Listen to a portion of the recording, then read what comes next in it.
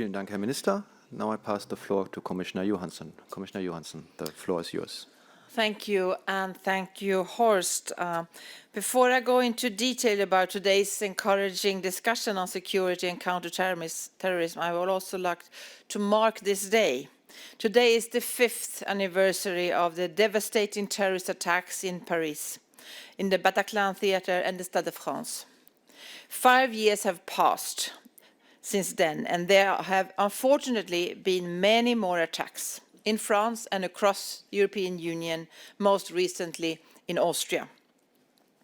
These are attacks on our common European values and on our fundamental rights. We must stand against these attacks as we did 5 years ago as a single society. We have different nationalities, different or no religion, but we are a single society, and together we will be able to prevent, fight, and defeat the terrorists. I'm very grateful to Horst and the German presidency for putting on this topic on the agenda for today's council. What I outlined today in the council was 3 main points. First, how the European Union has been developing our security capacity over these 5 years. We are much better equipped now. But still, we need to advance on the files that have been adopted but still not have been fully implemented. Second, how urgent it is that existing proposals and security initiatives are advanced by co-legislators, by European Parliament and Council. But to me, it's also obvious that we have to do more.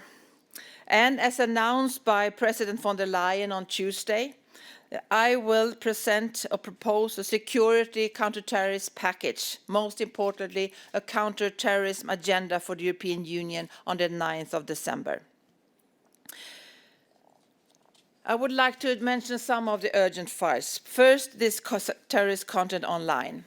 On one action day in July, Europol's Internet Referral Unit helped assess 2,000 web addresses and referred terrorist content to providers.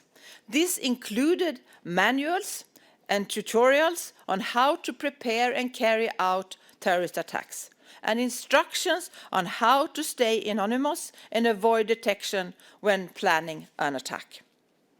We know in the case of the attacks in France that terrorist organizations called online to avenge the republishing of the Charlie Hebdo cartoons. To me, this underscores the urgency of adopting the Commission's proposals for a regulation on the prevention to disseminate terrorist content online, and I'm grateful for all the efforts that have been done that the German presidency is doing in this. We need to find a solution that member states can issue removal orders with EU-wide effect within 1 hour. Secondly, member states should fully transpose and implement existing instruments, such as the Schengen Information System and the Firearms Directive, also mentioned by Minister Seehofer, and make sure that we have systematic checks at the external borders. In a study that Frontex carried out last year, there was obvious that 22% of those entering into the Schengen area were not checked towards the Schengen Information System. So here is clearly room for improvement. Thirdly, fighting terror also means prevention. We are working very close with the Radicalization Awareness Network and local actors who are best placed to detect signs of radicalization.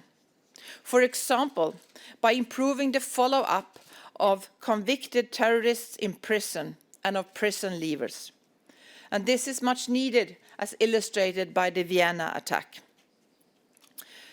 For upcoming initiatives, I emphasize that the Commission intends to adopt a revised Europol regulation with a stronger mandate for Europol.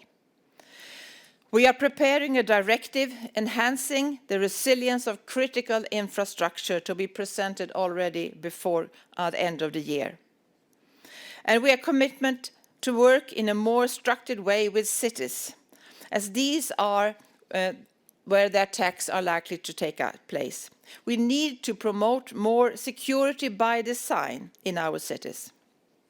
But most importantly, we need to make sure that member states make a renewed commitment to cooperate in better sharing information and sharing better information. Border guards and police must be able to cross-check identity documents against all relevant information systems, including future ETIAS, in line with the existing access rights. Achieving interoperability of our systems by the end of 2023 is a priority, must be a priority, at all levels. This includes feeding information in the Schengen Information System that helps identify people at national level as posing a threat of terrorist or violent extremism.